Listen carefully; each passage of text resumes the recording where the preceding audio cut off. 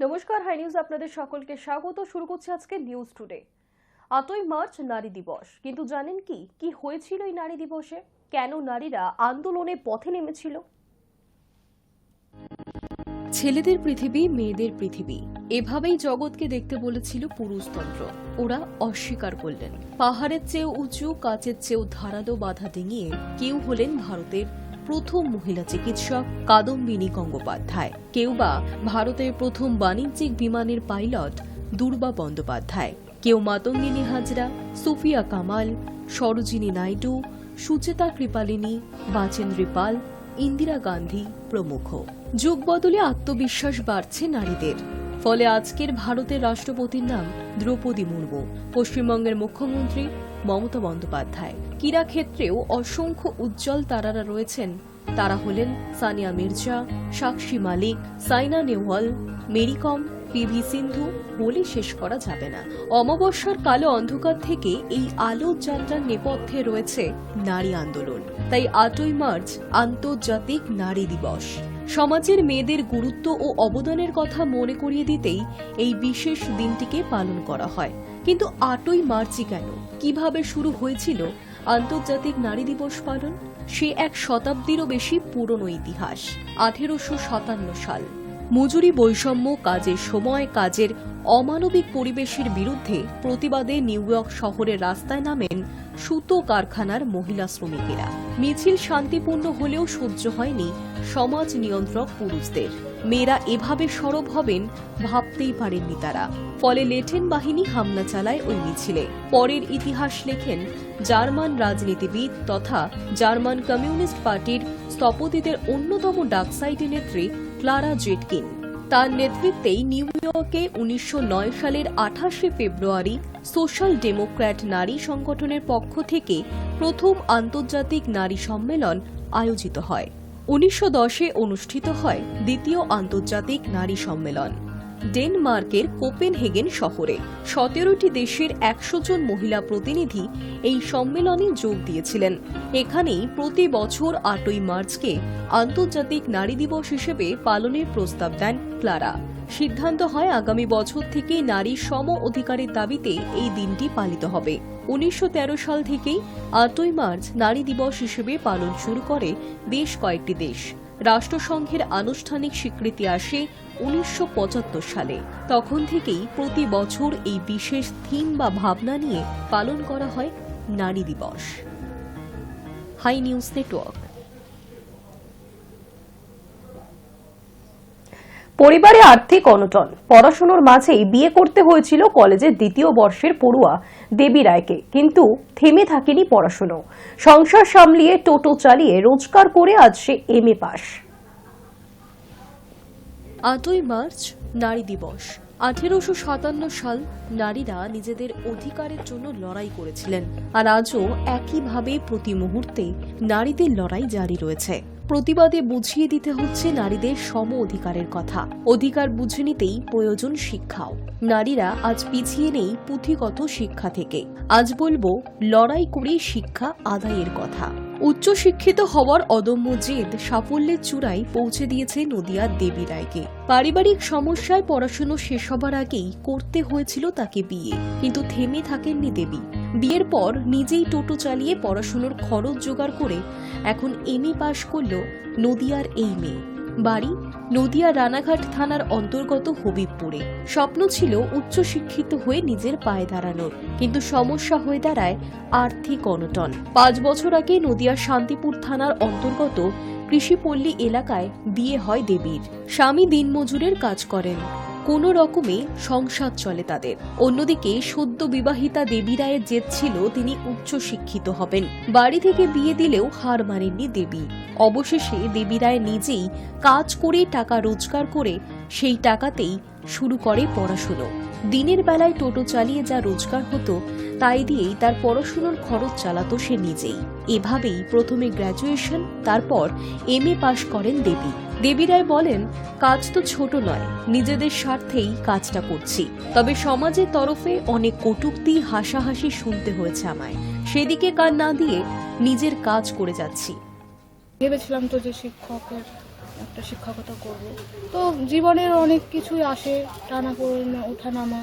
তো নিজেকে শক্তভাবে দাঁড়াতে এটা আমি পথটা বেছে নিয়েছি। ছোট না, কোনো কাজই ছোট না, এটা আমি করছি। আমার এখন কি বলবো, দুর্বল হয়ে করছি, মজবুরিতে করছি।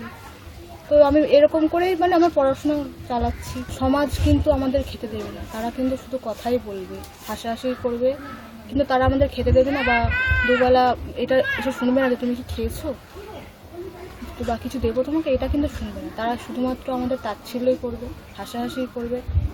কিন্তু আমি চাই আমার মতনই, আমি যেমন এরকম আমার সংসারেও যেমন কাজ করি, সেরকম টোটো নিয়েও বেরিয়েছি, এরকমই আরও যারা নারীরা দুর্বল, তাচ্ছিল্য হয়, তারা যেন ঘরে বসে না থাকে, তারা শক্ত হয়, তারাও যেন নিজস্ব যে সবারই কিন্তু একটা না একটা ট্যালেন্ট আছেই, সেই ট্যালেন্ট বুঝে তারাও এগিয়ে আসুক, কাজ করুক, তারা প্রমাণ করে দিক যে নারীরা দুর্বল না, নারীরা চাইলে সব পারে।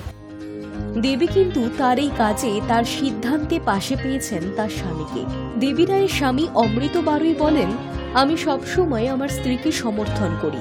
আর্থিক অনটনের কারণে ও নিজেই নিজের কাজ করার ইচ্ছা প্রকাশ করেছে, নিজে অর্থ উপার্জন করে পড়াশুনো চালিয়ে গিয়েছে, এতে আমি অনেক খুশি। Hi news network. নারী দিবসে জ্যাকলিনের চমক, এই প্রথম বাংলা গান গাইলেন অভিনেত্রী। নতুন গানটির নাম আমি কাফে। এই গানে শুধু জ্যাকলিনই নয়, কলকাতার আরও কিছু কন্টেন্ট ক্রিয়েটরদেরও দেখা গিয়েছে। বছর চারেক আগে মিউজিক ভিডিওয়ে বাঙালি কন্যার বেশে দর্শকের মন জিতে নিয়েছিলেন অভিনেত্রী জ্যাকলিন ফার্নান্ডেস। গেন্দা ফুলের বড়লোকের বেটি এবার বাংলা গান গাইলেন। নারী দিবসে প্রকাশ্যে এসেছে সেই গানের ভিডিও। মাস কয়েক আগে স্টার্ম রাইডারের শীর্ষক গানে জ্যাকলিনের উপস্থিতি শ্রোতাদের দৃষ্টি আকর্ষণ করে। এসবিএফ মিউজিকের সঙ্গে গাঁটছড়া বেঁধে এই গানটির বাংলা সংস্করণ তৈরি করেছেন অমৃতা সেন ও সিরি। তাদের পাশাপাশি মিউজিক ভিডিওয়ে গলা মিলিয়েছেন জ্যাকলিন, নাম আমি কাফি। নির্মাতাদের দাবি নারী দিবসের মূলমন্ত্র উচ্চারিত হয়েছে এই গানটির মাধ্যমে। জ্যাকলিন এই প্রথম বাংলা কণ্ঠে উচ্ছ্বাসিত। অভিনেত্রী বলেছেন, বাংলা সঙ্গীতের সঙ্গে যুক্ত হয়ে আমি আপ্লুত। এই গানটা আত্মবিশ্বাস এবং শক্তির প্রতীক। নতুন শ্রোতাদের জন্য তাঁদের ভাষায় গানটিকে তৈরি করতে পেরে আমার ভালো লাগছে। মিউজিক ভিডিওয়ে কলকাতার জনপ্রিয় সমাজ মাধ্যম প্রভাবীদের দেখা যাবে। রয়েছেন রাজকুমারী কোকো, শতাব্দী দত্ত বণিক, ডিম্পল আচার্য এবং অঙ্কিতা সিংহ। কিন্তু গানটা বাংলা দর্শকের মনে কেমন প্রভাব ফেলবে সেটাই দেখার। Hi news network.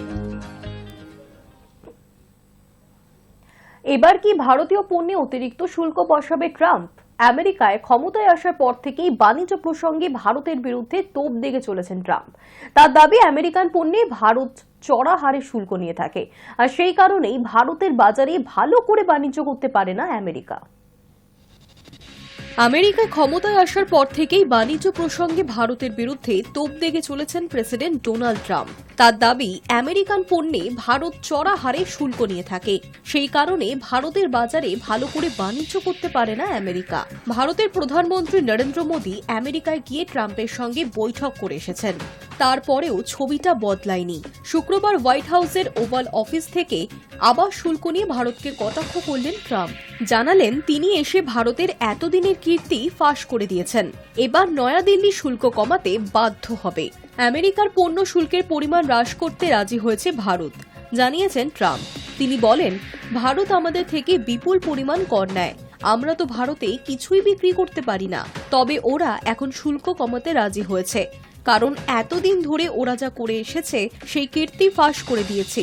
শুধু ভারতই নয়, শুল্কের প্রশ্নে একাধিক দেশের বিরুদ্ধেই তোপ দেগেছেন ট্রাম্প। তিনি জানান, ইউরোপীয় ইউনিয়ন থেকে শুরু করে চীন, ব্রাজিল কিংবা আমেরিকার প্রতিবেশী মেক্সিকো এবং কানাডা মার্কিন পণ্য থেকে বিপুল পরিমাণ শুল্ক আদায় করে।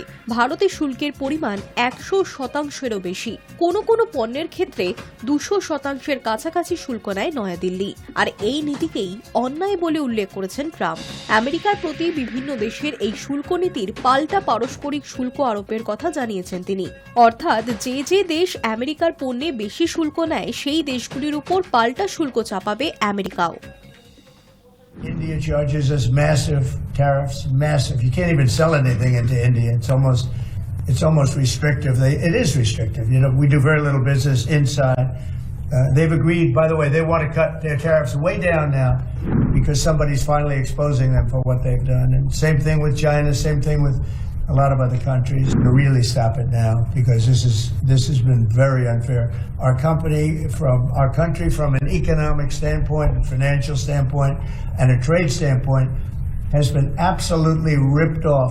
One other thing, Canada, you know, we find that they're charging us over 200% for dairy products. You know about that. And when I left, we had that well taken care of, but under Biden, they just kept raising it. Very difficult to deal with the Canadian representatives. 250% for dairy products, tariff. So where do you hear that? You don't hear that. They have a tremendously high tariff. এই tit for tat নীতি আগামী 2রা April থেকে চালু করা হতে পারে। ভারতের উপরেও বাড়তি শুল্ক চাপাতে পারে আমেরিকা। মোদির সঙ্গে বৈঠকের পর যৌথ সাংবাদিক বৈঠকে বসেও ভারতের শুল্ক নিয়ে অসন্তোষ প্রকাশ করেছিলেন ডোনাল্ড ট্রাম্প। বলেছিলেন, ভারত যে পরিমাণ শুল্ক নেয় তা খুবই অন্যায়। আমি ওদের দোষ দিচ্ছি না, কিন্তু এভাবে বাণিজ্য করা কঠিন। ওদের শুল্কের জন্য ভারতে কিছু বিক্রি করা কঠিন। পরিসংখ্যান বলছে 2024 সালে ভারত এবং আমেরিকার মধ্যে মোট 12,000 কোটি ডলারের ভারতীয় মুদ্রায় যা 11 লক্ষ কোটি টাকা বাণিজ্য হয়েছে। তার মধ্যে ভারতে 4,100 কোটি ডলারের পণ্য রপ্তানি করেছে আমেরিকা। 2023 সালের তুলনায় বাণিজ্য ঘাটতির পরিমাণ 4,500 কোটি ডলার, অর্থাৎ 3,98,000 কোটি টাকা। Hi news network. বিয়ের 2 মাসের মাথায় সুখবর দিলেন টলি অভিনেত্রী অহনা দত্ত। মা হচ্ছেন তিনি। চলতি বছরে অগাস্টে সন্তানের আগমন হবে বলে জানিয়েছেন অভিনেত্রী। বছরের শুরুতেই আনুষ্ঠানিক বিয়ে সেরেছেন। বিয়ের 2 মাসের মাথায় সুখবর দিলেন টলি অভিনেত্রী অহনা দত্ত। মা হচ্ছেন তিনি। তার প্রেম জীবন নিয়ে আলোচনা চলছিল বহুদিন ধরেই। প্রেমিকের সঙ্গে লিভ-ইনে ছিলেন অনুরাগের ছোঁয়ার মিশকা। তবে কেবল প্রেমই নয়, 2023 সালেই প্রেমিকের সঙ্গে আইনি বিয়ে সেরে রেখেছিলেন অহনা। এবার জানালেন তাদের সংসারে আসতে চলেছে নতুন সদস্য। চলতি বছরে অগাস্টে সন্তানের আগমন। বর্তমানে অহনা 4.5 মাসের অন্তঃসত্ত্বা। তবে কাজ থেকে এখনই বিরতি নেবার পরিকল্পনা নেই অভিনেত্রীর, বরং জোর কদমে অনুরাগের ছোঁয়া ধারাবাহিকের শুটিং চালিয়ে যাচ্ছেন তিনি। এক সাক্ষাৎকারে অভিনেত্রী জানান, বাড়িতে কোনো কাজ করছি না, কিন্তু অভিনয় থেকে এখনই বিরতি নেব না। বর্তমানে তার স্বামী দীপঙ্কর দের সঙ্গে ছুটি কাটাতে গিয়েছেন তিনি মন্দারমণিতে। সমুদ্রের ধার থেকেই সুখবর ভাগ করে নিলেন অভিনেত্রী। পুত্র নাকি কন্যা, নাকি বলে অভিনেত্রী কিয়ারা আডবাণীর মতো যমজ সন্তান আশা করছেন অহনা? তার উত্তরে অভিনেত্রী বলেন, আমি শুধু একটা সুস্থ বাচ্চা চাইছি, সবকিছু ইতিবাচক হোক, এইটুকুই চাইছি। আর 5 জন অন্তঃসত্ত্বা মহিলার মতোই কাজ চালিয়ে যাব, তবে একটু সতর্ক থাকব। প্রেমের সম্পর্ক নিয়ে এর আগেও শিরোনামে এসেছেন অভিনেত্রী অহনা। দীপঙ্করের সঙ্গে সম্পর্ক কখনোই মেনে নেননি তার মা। তারপর থেকেই প্রেমিকের সঙ্গে লিভ-ইন শুরু করেন অভিনেত্রী। সেখান থেকেই প্রথমে আইনি বিয়ে, তারপর 2025-এর শুরুতে আনুষ্ঠানিক বিয়ে করেন তারা। উল্লেখ্য, বড় পর্দাতেও কাজ করেছেন অহনা। রাজ চক্রবর্তীর ছবি সন্তানে ঋত্বিক চক্রবর্তীর স্ত্রীর চরিত্রে অভিনয় করেছেন তিনি। Hi news network. কেন রোহিত সফল অধিনায়ক? চ্যাম্পিয়ন্স ট্রফির ফাইনালের আগে জানালেন কোচ গম্ভীর। একদিনের বিশ্বকাপ হাতছাড়া হলেও গত বছর টি-20 বিশ্বকাপ জিতেছিলেন। এবার চ্যাম্পিয়ন্স ট্রফি জয়ের সামনে দাঁড়িয়ে রোহিত শর্মা। তার আগে অধিনায়কের প্রশংসায় মাতলেন কোচ গৌতম গম্ভীর। কেন রোহিত এত সফল সেটাও জানিয়েছেন।